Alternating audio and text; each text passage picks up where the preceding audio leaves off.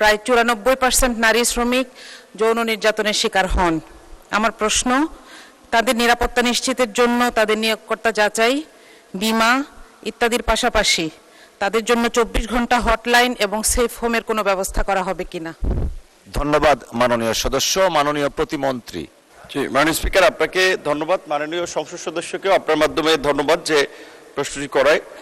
আমাদের বাংলাদেশ থেকে 16135 toll free একটি হটলাইন পরিচালনা করা হয়, যেটা দেশের বাইরে থেকেও আমাদের যে কোনো প্রবাসী যে কোনো সেবা কিংবা অসুবিধার কথা জানাতে পারবে। যদি তারা জানায়, আমরা এখান থেকে ওই ধরনের ব্যবস্থা নিয়ে থাকি। এছাড়া আমাদের বাইরের দূতাবাসগুলোর মাধ্যমেও তাদের সেবা দেওয়া হয় এবং আগে অনেকগুলো দেশের সাথে আমাদের এমইউ ছিল না, এখন আমাদের বিভিন্ন দেশের সাথে এমইউ হচ্ছে, যার ফলে আমরা আমাদের শ্রমিকদের মর্যাদার প্রশ্নে কিংবা তাদের সোশ্যাল প্রোটেকশনের ক্ষেত্রে কর্মক্ষেত্রে যদি তারা এই ধরনের হ্যারাসমেন্টের শিকার হয়, সেটা একটা প্রতিকার দাবি করতে পারি।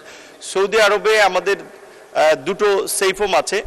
এছাড়া ওমান সহ মিডল ইস্টের কয়েকটা দেশে আরও পর্যায়ক্রমে সেফ হোম পরিচালনা করা হচ্ছে এবং প্রকৃত অর্থে আগের চেয়ে এখন এই মিডল ইস্ট থেকে যে আমাদের নারী শ্রমিকরা একটা নির্যাতনের শিকার হয়ে আসছে, এখন সংখ্যাটা কিছুটা কমতেছে। কি বুঝলেন ভাই? অনলি যেটাই চাই। এবং আমাদের আইনি সহায়তা প্রতিকার পাওয়ার জন্য আমাদের মন্ত্রণালয়ের এবং দূতাবাসের সমন্বয়ে সেখানে আইনি সহায়তাও দেওয়া হয়।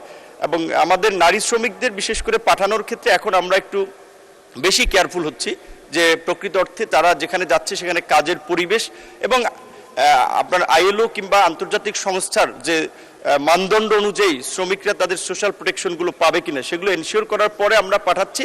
এবং এখন বিশেষ করে আমাদের সব ক্ষেত্রে শ্রমিক পাঠানোর ক্ষেত্রে আমরা অ্যাডভান্স পুল তৈরি করার কথা ভাবছি, যেন আমরা মন্ত্রণালয় এবং ওই দেশের নিয়োগকর্তারা যেন এখান থেকে তাদের রিকোয়ারমেন্ট অনুযায়ী কর্মী নিতে পারে এবং সেখানে আমাদের মন্ত্রণালয় একটা সরাসরি সম্পৃক্ত থাকে এজেন্সির বাইরেও। আপনাকে ধন্যবাদ।